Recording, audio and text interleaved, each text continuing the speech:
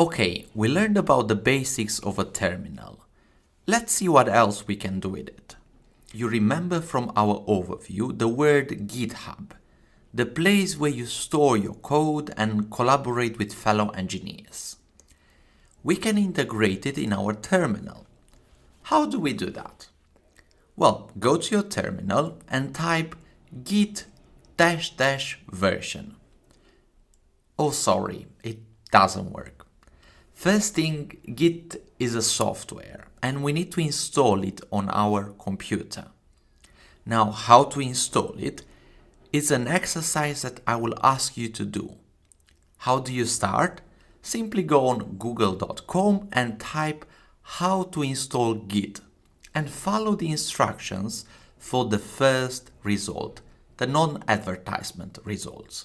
I really want you to do this specific exercise because in the IT world, one of the most important things, and I know it sounds funny, but is to know how to search and filter and follow the results from Google.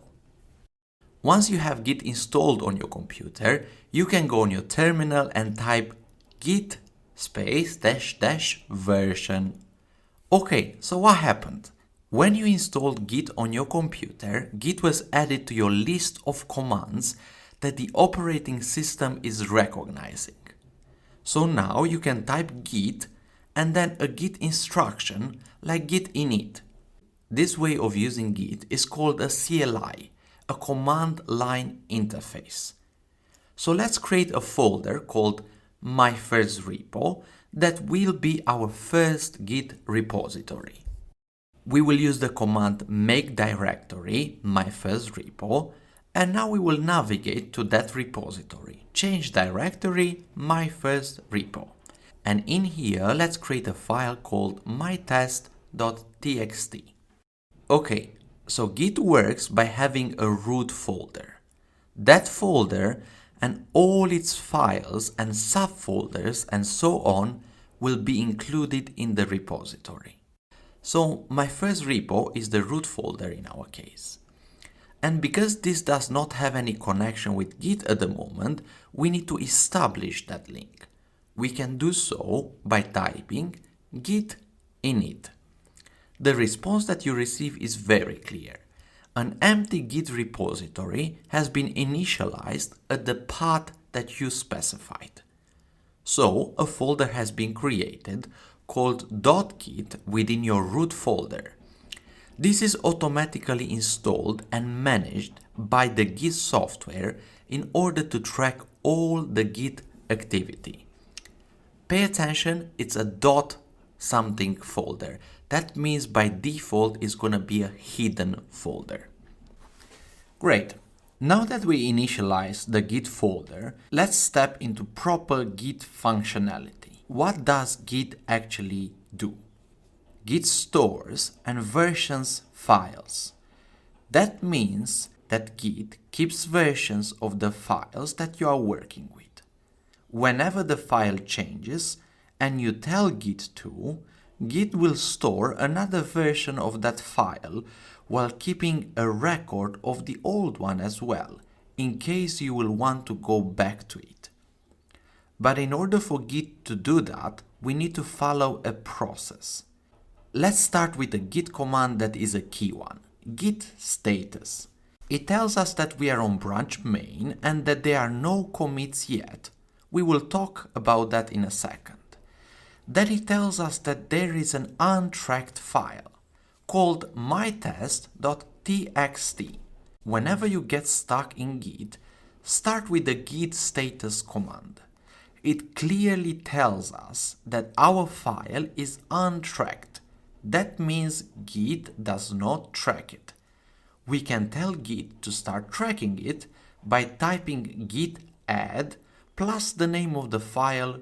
Okay, let's check the status now. We see that it changes from untracked files to changes to be committed. And then it tells us that there is a new file called mytest.txt. So what happened?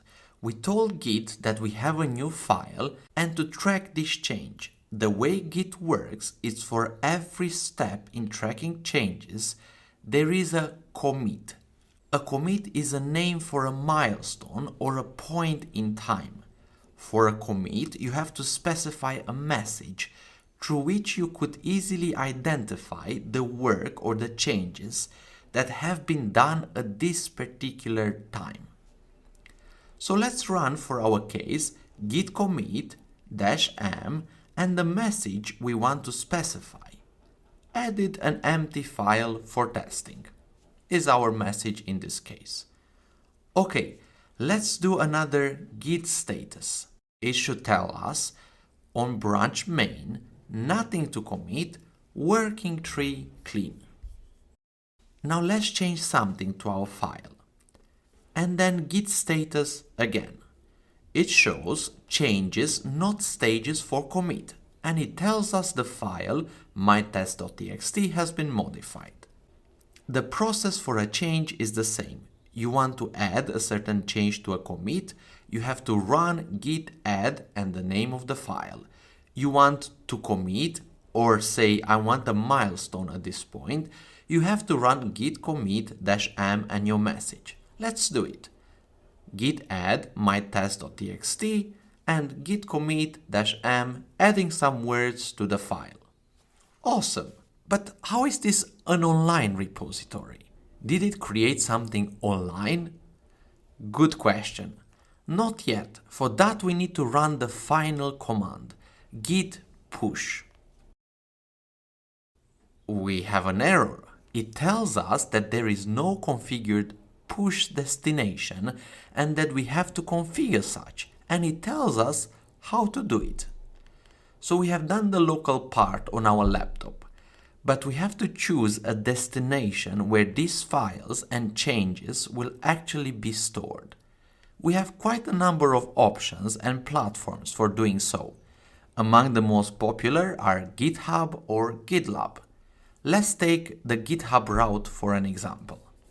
Go to google.com and type GitHub sign up or directly to github.com and create an account using your email. Make sure to confirm your account on your email. After that, press create a new repository, give a name you desire, like my repository, and continue the video afterwards. This is another exercise for you to do on Google. Remember, searching on Google is vital for IT. Once you created a new repository, you should see a page like this with instructions. The thing you are looking for is the command that has this form: git remote add origin and then a certain link. Git remote is the way we are going to interact with the remote locations. That means not local to your laptop. And you are saying add a remote location called origin that is located at the following URL, which is the repository you actually created in GitHub. Once you execute this command, go again to your terminal and type git push -u origin main. This should show an error again. Setting up things is not the smoothest way at times, but you have to get used. You do it once.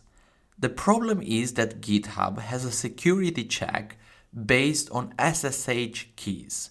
So what you need to do is to create a local SSH key and add that to your GitHub account.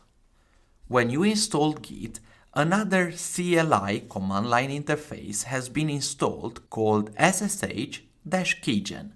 So you can type now SSH-keygen and then for the beginning just press enter. Once the file is generated, copy the contents of id_rsa.pub into your GitHub account. So let's see the contents of the file.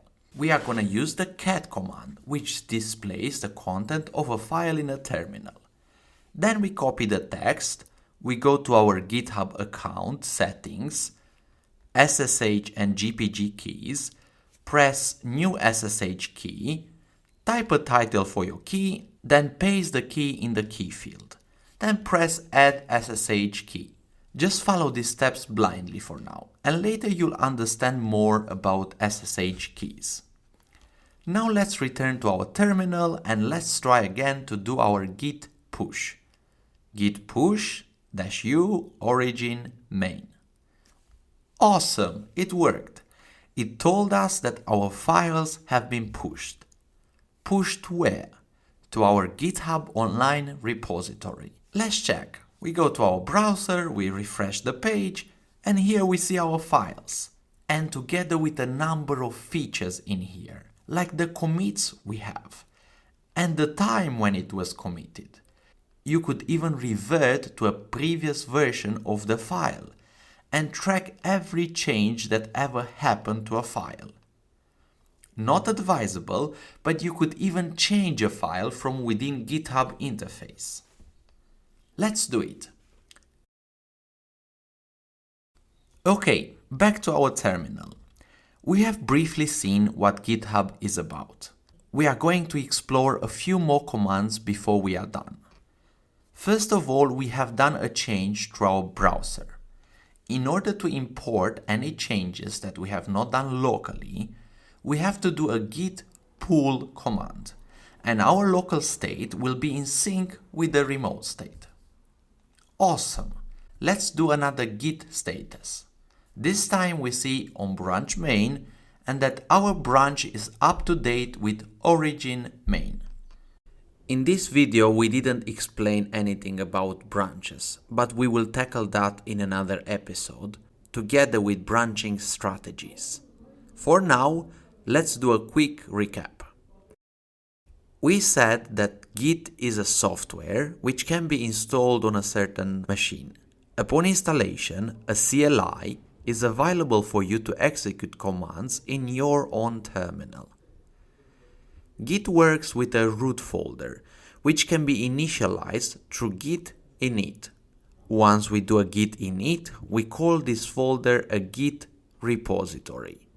Then you can start tracking the files within the repository by using the command git add and the name of the file that you want to track.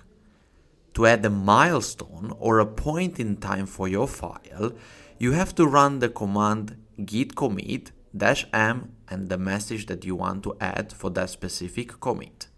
Finally, in order to store the changes on the online repository, you have to do a git push. On the contrary, if you want to pull changes from the Git online repository, you have to do a git pull. We also briefly covered in this video setting up your GitHub account together with SSH keys and creating a repository for the first time. What we highlighted in this video are just the principles to get you started. More advanced stuff will come along the way throughout the course. See you soon!